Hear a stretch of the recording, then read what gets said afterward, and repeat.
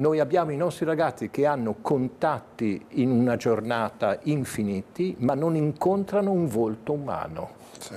E allora cosa abbiamo? Dei tecnocrati, delle persone che mancano di empatia. A me colpisce vedere che i grandi geni dell'intelligenza artificiale arrivano a un certo punto in cui dicono: manca l'empatia. Dovremmo avere la capacità di dire: non è giusto chiamare questi supporti tecnici che sono il futuro Intelligenza. intelligenza. Cioè, è sbagliato. È intelligente, non è intelligenza. Un futuro che non si può bloccare, ma che si deve governare perché la tecnologia sia al servizio e non al comando delle nuove generazioni.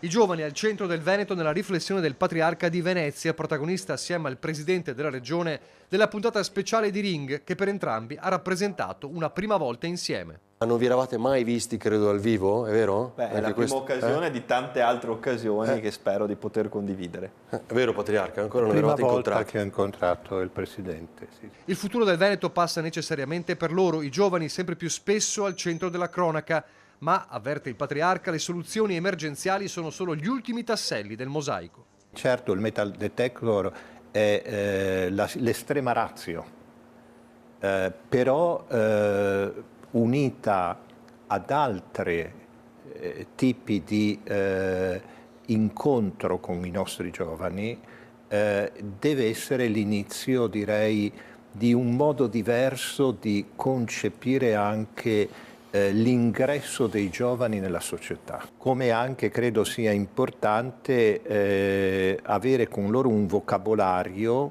che comprende la parola diritti, perché i giovani hanno dei diritti, ma anche la parola doveri. Adulti e famiglia, la chiave per cambiare le cose, di qui si deve passare per forza di cose.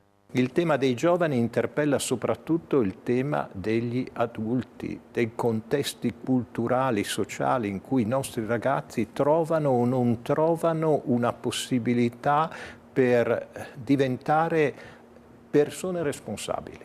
Raccontare i giovani però significa anche valorizzare la maggioranza dei ragazzi, quelli che non finiscono sui telegiornali, studiano, fanno volontariato, si impegnano, sognano una società migliore.